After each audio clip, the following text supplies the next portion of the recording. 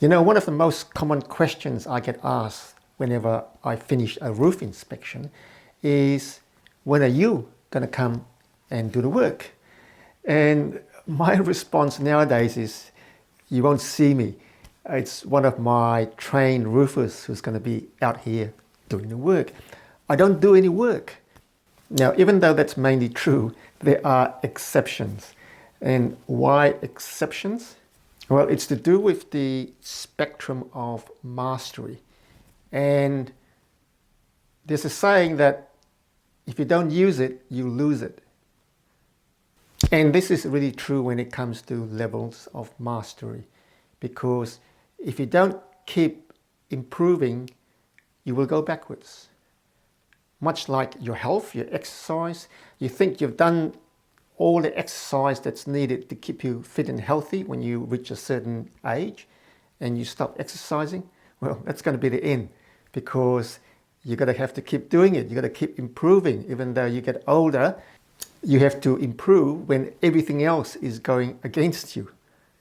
Now, the wonderful thing about the different levels of mastery, when you start to know, play, when you start to know, you play, then you work, and then you start to solve, and then you start to invent. You become very creative. And it's in the creative end of the spectrum that you find a lot of joy.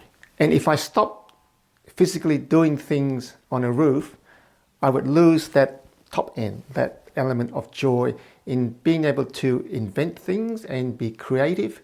And you never know, I might learn something new out of it. So there are exceptions, and every now and then I would get up on a roof if it's a small repair, and typically it's one of our fix on the spot repairs, because I will give our client the option of having me do the repair at the end of my roof inspection, or having someone else, one of my other roofers, come in after we've done a quote and it's done during the normal sequence of our work. So if they've opted for a on-the-spot repair, I will go and collect my tools, because I drive around with a ute full of tools. Really, really handy. So I would go and gather my tools, look at the problem, and come up with my way of solving a particular problem. Obviously, there's many ways of solving a problem.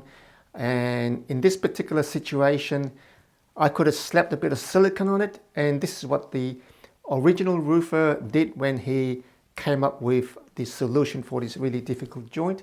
Slapped a bit of silicone on it and said, fingers crossed, it'll work.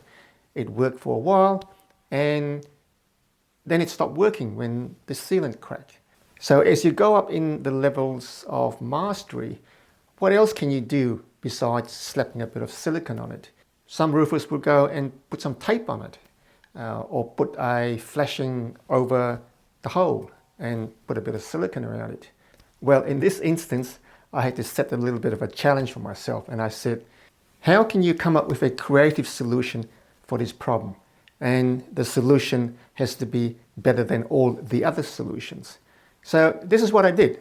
This is to prove that I actually do some work. It's quite rare, I don't do this very often, but I've got a video to show you that goes through the sequence of what the problem is and how I went about getting the problem resolved. Now, it started off with one of our past clients who contacted us and said, listen, one of my properties, we've got this leak down a wall and we think it's rising damp, but the real estate agent who's managing this property thinks that it's coming from the roof. It's a roof leak. So we went and had a look at this particular problem. How long has it been vacant? About 6 weeks. Okay. And they did the inspection and they found the mold? Or? This has been going on for a while. Yeah. Prior to the previous tenant, we had the place repainted because it comes back after a while. And as you can see here, the walls are damp.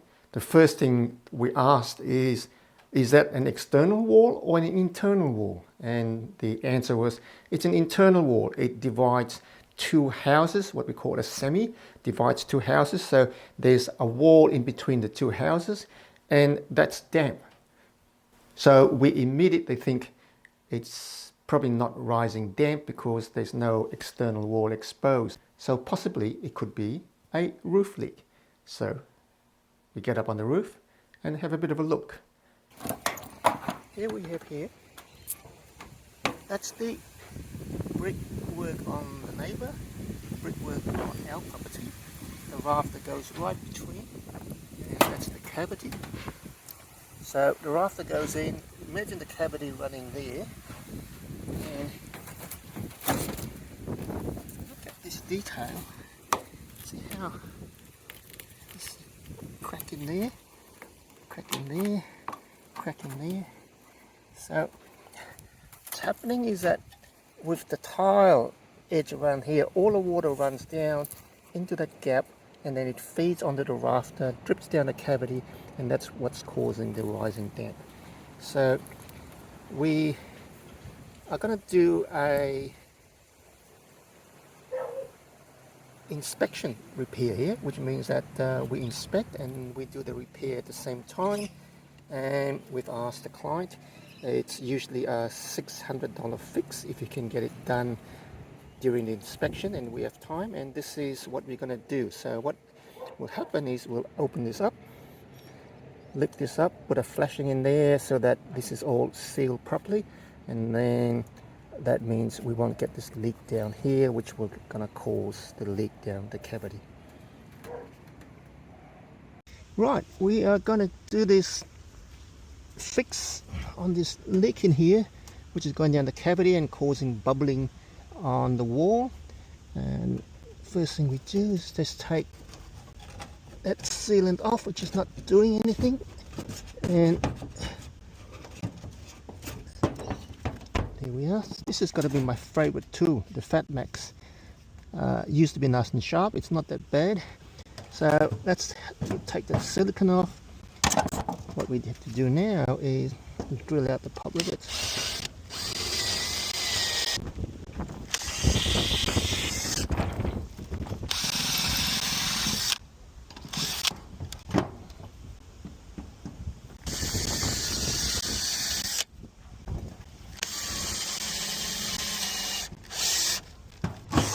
What we're going to do now is open this up to confirm what's happening.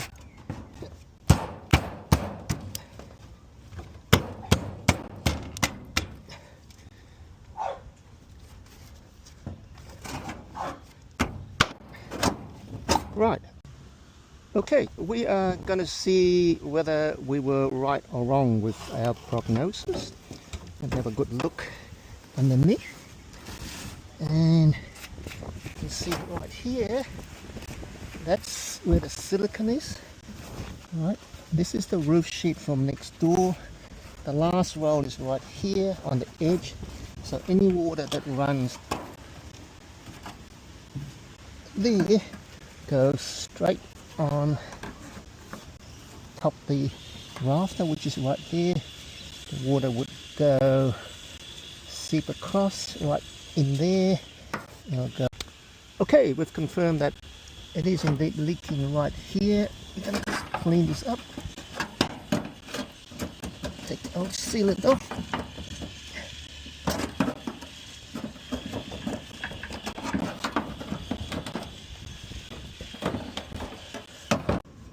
Right, so what's the solution? How do we get this? How should this have been flashed in the first place? I should have had something like that. We should tidy this up here.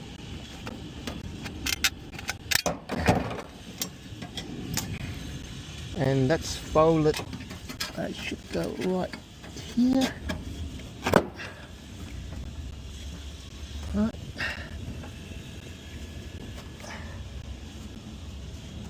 And the trick now is to seal that, pop that onto there, so any water from there will run down into here, so we don't have to rely on a silicone joint to make this actually work. So that's the plan. We're gonna be putting this flashing in. Right, so we're gonna put this flashing in, we're gonna bend that out of the way to give us a bit of a working room. drill a pot rivet in there, located that. Now we're going to do the second one. So what we're doing here is we are drilling the pot rivets in first before we put the sealant in. So we clean this up. Right, we're ready to install this flashing. So what we're going to do is run silicone here. So sealant all the way here. This is what we mean by an under seal. So right there, right along there. Right, now that we've got silicone underneath, we know that we've got a pot rivet right there which matches that. So this is what we are going to aim for. It's right there. So we got the pot rivet in place. We now have to locate the second pot rivet, which is right there. Right. Now we're ready for that.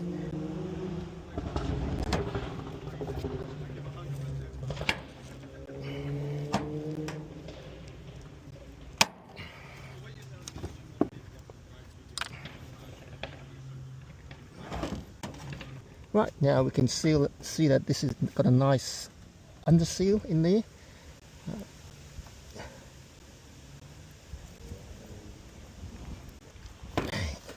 Do is make sure we got plenty of silicone there, silicone along there, because we'll be putting silicone on top of that, and a good seal all the way there. And of course we gotta go underneath.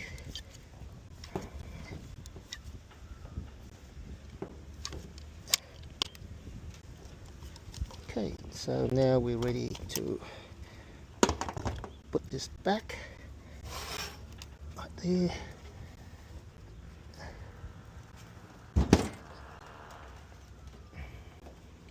So this is what it's going to be looking like. We've got the proper flashing underneath. This goes over the top, and we'll then pop rivet this back onto here. We mustn't forget that we have to run this. Alright, we're going to be putting this flashing back. So we'll just re-pop that. You can see all the silicone oozing out of there. It means we've got a nice under seal on this joint. Might make it hard to take this flashing out in the future, but it's not going to leak. Right, it's time to put that flashing back, and it's really no need for all that extra flashing, so we'll do a trim job on this flashing there. And now this goes back like that, which means we have to run sealant along there. So now we've got sealant there, there, along there. And now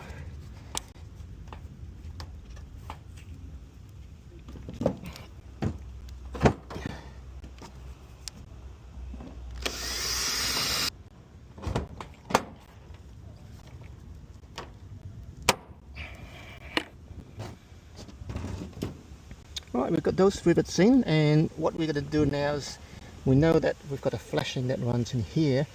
We'll see whether we can get one more rivet right there. Right, so we've got a bit of swath and silicone. We'll clean all this up.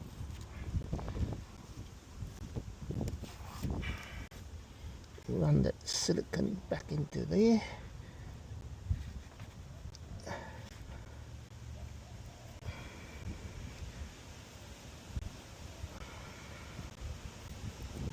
So now the joint's tidied up,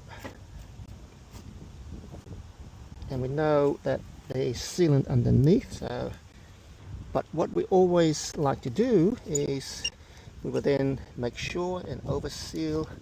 We will put a bit more silicone there so you can see the silicone pop out. Make sure this is sealed completely. Run a seal in there.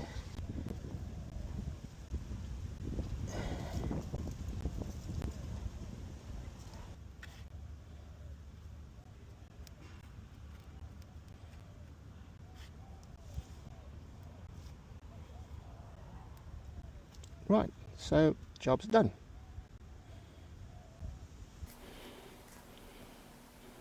So there we are. This was my solution for approaching this problem and coming up with something that is quite novel, and how this particular joint in the flashing could be created so that it will not leak in the future and it doesn't rely on the sealant to keep the water out. So the question is, why do I still do this? And the answer is, it's just fun, because once you get to a certain level of mastery, then you're kind of living in the zone. Everything is kind of fun because you can make things up with the knowledge that whatever you do has a high probability of success. So the aim in everything we do is to start off at the bottom and work up to attain the highest level of mastery. And at that level, you can start really playing and you can start making things up. And this is where you can have fun. It's not work anymore. It's really, really fun.